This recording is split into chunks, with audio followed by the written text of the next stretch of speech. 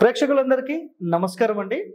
ఈరోజు మన ఛానల్లో మనం ఏకశాల, ద్విశాల, త్రిశాల, చతుర్ముఖశాలకు సంబంధించిన పూర్తి సమాచారం ఏంటి, అసలు దేనిని ఏకశాల అంటారు, దేనిని ద్విశాల అంటారు, దేనిని త్రిశాల అంటారు, దేనిని చతుర్ముఖశాల అంటారు. సో వీటికి సంబంధించి అసలు ఏకశాల మంచిదా, ద్విశాల మంచిదా, త్రిశాల మంచిదా, చతుర్ముఖశాల మంచిదా, చతుర్ముఖశాల అంటారు లేదంటే చతుశాల అంటారు. సో ఇలా డిఫరెంట్ పేర్లతో చాలా వరకు ఉన్నాయండి. అంటే మనకు ఈ శాలల్లో ఏంటంటే స్పెషల్గా 108 శాలలు, అంటే ఇంకా మనం డెప్త్కి వెళ్ళిపోతే కొన్ని పుస్తకాల్లో అయితే మీకు కనీసం 1000, ఇంకా కొన్ని పుస్తకాలు 64,000 వరకు ఉన్నాయి అని చెప్పి పాయింట్స్ ఉన్నాయి. అసలు ఇంత డెప్త్, మరి అన్ని కండిషన్స్ ఏమేం చేంజ్ చేస్తారనైతే తెలియదు. సో సింపుల్గా మీకు ఒక్కటి చెప్తానండి. శాల అంటే ఒక గృహం, ఒక సింగిల్ హౌస్ అన్నమాట. ఈ హౌస్కి సంబంధించి తూర్పులో వరండా పెడితే ఎలాంటి నియమాలు ఉంటాయి, ఒకవేళ పడమరలో పెట్టాల్సి వస్తే దాన్ని ఏం పేరు ఉంటుంది, ఉత్తరంలో పెడితే దానికి ఏం పేరు ఉంటుంది, దక్షిణంలో పెడితే ఏం పేరు ఉంటుంది, నెక్స్ట్ తూర్పులో ఉత్తరంలో పెడితే ఏముంటుంది, తూర్పు దక్షిణం పెడితే దాన్ని ఏమంటారు, తూర్పులో డబుల్ వరండా పెట్టి ఉత్తరంలో ఒకటి పెడితే దాన్ని ఏమంటారు, తూర్పులో డబుల్ పెట్టి పడమరలో సింగిల్ పెడితే దాన్ని ఏమంటారు. సో ఇలా అసలు ఈ శాలలకు సంబంధించి, ఈ వరండాలకు సంబంధించిన ఎన్నో పేర్లు అనేవి మనకు శాస్త్రాల్లో చెప్పాయి.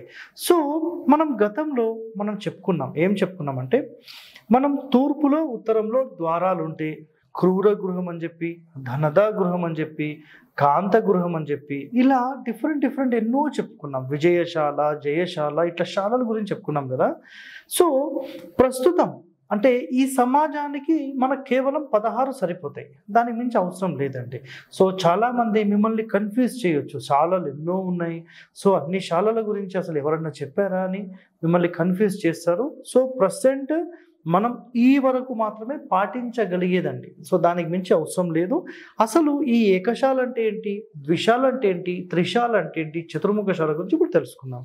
సో ఇక్కడ మీకు ఈ ఏకశాల, ద్విశాల, వీటికి సంబంధించిన తేడాలు, దాని తర్వాత టోటల్ డీటెయిలింగ్ ఇన్ఫర్మేషన్ అసలు ఏముంది నేను ఒక్కసారి మీకు బోర్డు మీద ఎక్స్ప్లెయిన్ చేస్తాను. ఒకసారి చూడండి మీరు.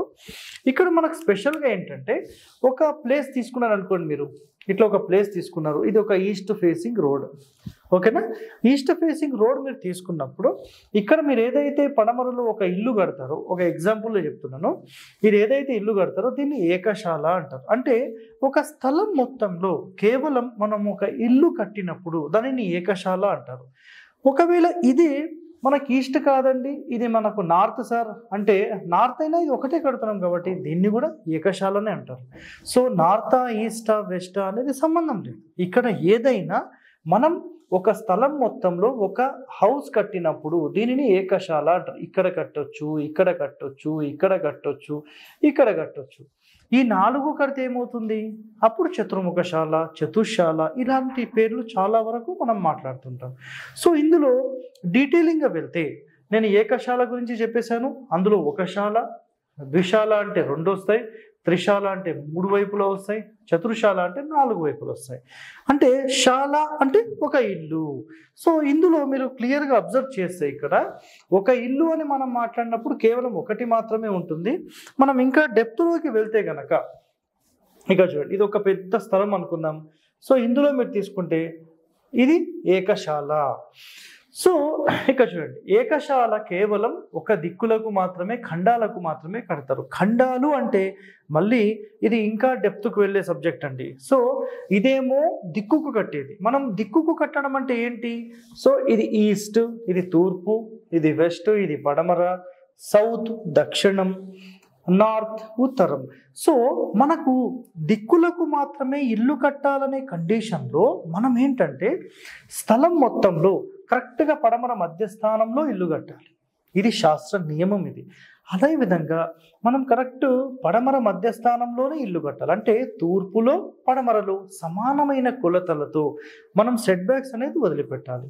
ఇదే విధంగా తూర్పు ఇల్లు అయితే ఖచ్చితంగా తూర్పు మధ్యస్థానంలో కట్టి ఈ 2 వైపులా ఖాళీ స్థలం సమానంగా పెట్టాలి. అదేవిధంగా ఉత్తరం ఇల్లు కడితే దక్షిణం ఎక్కువ ఖాళీ పెట్టి తూర్పు పడమరలు సమానమైన ఖాళీ పెట్టాలి. దీనిని మనం ఏమంటామంటే దిక్కులకు కట్టబడిన ఇల్లు, దిక్కులకు స్థలంలో దిక్కులకు ఉండే ఇల్లు అని మాట్లాడతాం. సో మరి ఖండం అంటే ఏంటి సార్? అక్కడ మీరు ఏదో ఖండం అని రాశారు. సో ఖండం అంటే ఏం లేదండి, మనం నైరుతి ఖండంలో కడుతున్నామా, ఈశాన్య ఖండంలో కడుతున్నామా, ఉత్తర ఖండంలో కడుతున్నామా అనేది ఇక్కడ కాన్సెప్ట్. అంటే ఈ స్థలం మొత్తంలో ఇది నైరుతి. సో ఇల్లు వచ్చేసేసి ఇట్లా మూలకు కట్టామనుకోండి, దీన్ని నైరుతి ఖండం అని అంటారు. ఓకేనా? అదేవిధంగా ఆగ్నేయ మూలకు కడితే ఇది ఆగ్నేయ ఖండము అని చెప్తారు. అదేవిధంగా మనం ఈశాన్యానికి మూలకు జరిపి కడితే దీన్ని ఈశాన్య ఖండము అంటారు. ఒకవేళ మనము వాయువ్య మూలకు కడితే దీనిని వాయువ్య ఖండము అంటారు. సో ఇందులో మనం ఖచ్చితంగా 4 దిక్కులకు 100% కట్టొచ్చు. రెండవ కండిషన్లో ఈశాన్య ఖండం అన్నిటికంటే టాప్ అండ్ నైరుతి ఖండం అన్నిటికంటే టాప్. అంటే ఈ రెండు నంబర్ 1, ఈ రెండు మీకు పనికి రావండి, ఎట్టి పరిస్థితిలో పనికి రావు. ఇదైతే క్లియర్ కట్. ఇప్పుడు మనం ఇంకా డీటెయిలింగ్లోకి వెళ్తే, సో ఇప్పుడు చూడండి, మనం ఏకశాల గురించి మాట్లాడుకున్నామంటే ఒక ఇల్లు ఎటైనా కట్టొచ్చు అనేది కండిషన్. 4 మూలల 4 సెంటర్ల సంబంధం లేదు. ఇది ఒకటి క్లియర్. ఇప్పుడు మనము ఏకశాలకు సంబంధించి డిస్కషన్ అయిపోయింది. ఇప్పుడు ద్విశాల. ద్విశాల గురించి, ద్విశాల అంటే ఏంటంటే ఒక 2, ఒకటేమో దక్షిణము ఇంకోటేమో పడమర అనుకుందాం ఊరికే. దీనిని ఒకటైతే ఏకశాల అన్నాం, 2 వచ్చినప్పుడు ద్విశాల అవుతుంది. సో ద్విశాల అనేది మరి ఎటు కట్టాలి? శాస్త్రంలో చెప్పబడిన కండిషన్ ఏంటంటే దక్షిణంలో పడమరలో మాత్రమే దీనికి అలోవెన్స్ ఉంది. మనం బ్రహ్మస్థానంలో ఏ విధమైనటువంటివి కట్టకూడదు, ఇది బ్రహ్మస్థానము.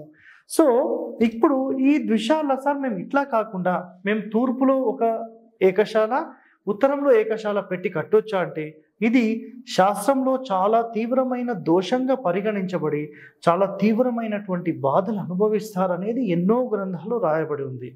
అయితే ఈ రెండు మనకు నాట్ అలౌడ్ అండి. ఇదైనా లేదంటే పడమర ఉత్తరమైన లేదంటే దక్షిణము తూర్పు అయినా ఇవన్నీ నాట్ అలౌడ్. సో మనకు అలో మాత్రం ఈ రెండే ఉన్నాయి, ఏకశాల ఇదొకటి, ద్విశాల అయితే ఈ 2. ఒకవేళ త్రిశాల మీకు కావాలనుకోండి, అప్పుడు మీరు సింపుల్గా ఏంటంటే ఈ రెండింటికి అటాచ్డ్ ఉత్తరంలో కానీ తూర్పులో కానీ యాడ్ చేసుకోవచ్చు. సో ఏదైనా ఒకటి యాడ్ చేస్తే దాన్ని త్రిశాల అంటారు. సో ఇలా కాకుండా ఇంకొక మాట కూడా ఉందండి, అదేంటంటే మనము ఈ 3 శాలలు పెట్టినప్పుడు మనకు మెయిన్ డోర్ ఎక్కడ పెట్టాలి? ఇది రోడ్ ఫేసింగ్ అయినప్పుడు మెయిన్ ఎంట్రన్స్ ఇట్లా ఉంటుంది. ఇది బ్రహ్మస్థానం అయితే మెయిన్ ఎంట్రన్స్, దీనికి లెఫ్ట్ అండ్ రైట్ ఇట్లా ఉంటుంది. ఒకవేళ మనం తూర్పులో ఇల్లు కట్టినప్పుడు ఆటోమేటిక్ ఇక్కడ ఇది రోడ్ ఉన్నప్పుడు అప్పుడు డోర్ ఇటు అవుతుంది, సెంటర్ ఆఫ్ ద బ్రహ్మస్థానం ఓపెన్ ఉంటుంది, ఇది త్రిశాల అవుతుంది. సో ఈ విధంగా మనం ఏంటంటే ఈ వైపు కానీ ఈ వైపు కానీ ఓపెన్ చేసుకోవచ్చు. సార్ మరి చతుర్ముఖశాల అంటే ఏంటి? చతుర్ముఖశాల అంటే ఇవి 4 శాలలు కలిపి ఉంటాయి.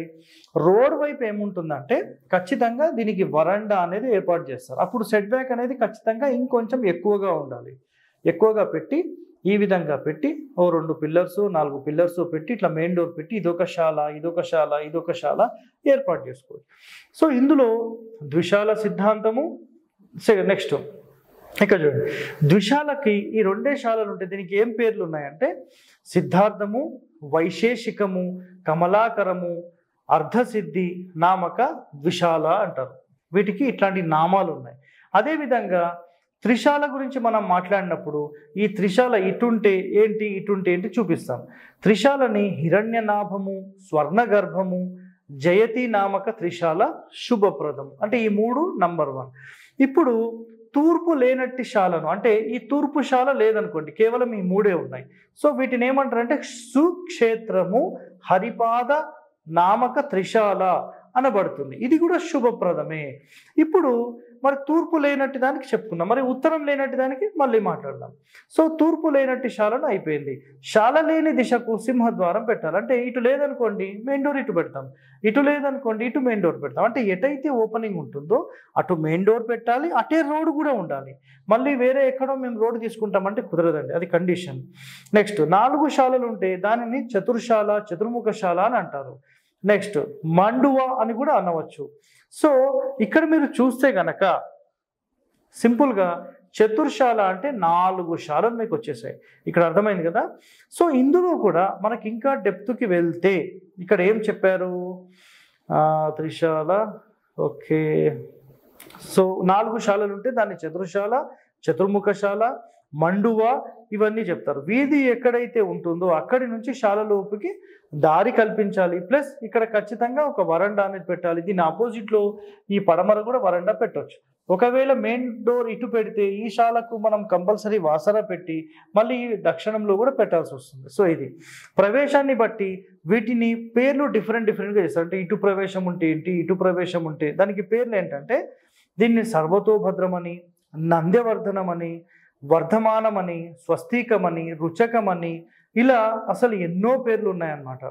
నెక్స్ట్ ఏకశాల కట్టిన తర్వాత మనకు దీనిలో కండిషన్ ఏంటంటే కంపల్సరీ ఒక స్థలం తీసుకుంటాం కదా మనము. సార్ నేను మొత్తం పడమర కేసి కట్టొచ్చా? ఇది రాంగ్ అండి. స్థలం మొత్తంలో ఎప్పుడైనా గుర్తుపెట్టుకోండి, ఒక భాగం అనేది వదిలిపెట్టి మాత్రమే మీరు ఇట్లా శాల ఇట్లా నిర్మించడానికి అవకాశం ఉంటుందండి. ఈ విధంగా అవకాశం ఉంటుంది. సో చూస్తున్నారు కదా, అవసరం మీరు అనుకుంటే ఈ మూలను కూడా మీరు కలుపుకోవడానికి అవకాశం ఉంటుంది. ఈ మూలలు కూడా కలుపుకోవచ్చు. ఇందులో డిఫరెంట్ టైప్స్ ఆఫ్ ప్యాటర్న్స్ ఏముంటాయి? సో చాలా మందికి అయితే అది ఐడియా లేదు. సో దీంట్లో డిఫరెంట్ టైప్స్ ఆఫ్ ప్యాటర్న్స్ ఏముంటాయంటే ఇప్పుడు నేను చూపించినట్టుగా ఇట్లా ఒకటి అనుకున్నాం కదా. ఇంకా మనం కొంచెం డెప్త్కి వెళ్తే అంటే ఇప్పుడుకైతే మనకు అది రిక్వైర్మెంట్ లేదు, ప్రజెంట్ ఎవరు వాడట్లేదు, కానీ ఇన్ఫర్మేషన్ కావాలి. ఇట్లా ఒకటి, ఇక్కడ నుంచి ఇట్లా ఒకటి, మళ్ళీ ఇక్కడ నుంచి ఇట్లా ఒకటి, మళ్ళీ ఇక్కడ నుంచి ఇట్లా ఒకటి, ఇట్లా తీసుకొని దీన్ని స్వస్తికము అంటారు.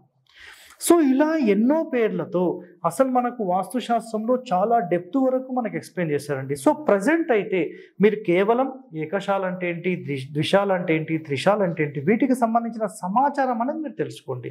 దీనికి మించి అయితే మనకు అవసరం లేదు. సో ఈరోజు మీరు అసలు శాలలకు సంబంధించిన పూర్తి సమాచారం అంటే బేసిక్ ఇన్ఫర్మేషన్ మీరు తెలిసింది అని అనుకుంటున్నాను. ఇంకా మీరు డెప్త్గా నేర్చుకోవాలి, వీటికి సంబంధించి మాకు సమాచారం చెప్పండి సార్, ఒక్కొక్క శాల అంటే ఏంటి, వాటికి సంబంధించిన డీటెయిలింగ్ కావాలనుకుంటే మీరు కనీసం ఒక 500 మంది కామెంట్ పెట్టగలిగితే నేను మీ అందరి కోసం మొత్తం డీటెయిలింగ్ ఎన్ని శాలలు ఉన్నాయో అన్ని శాలలకు సంబంధించిన కండిషన్స్తో పాటు నేను మీ అందరికీ వీడియోస్ చేసి పెడతాను. ఓకే, థ్యాంక్ యూ అండి, ధన్యవాదాలు.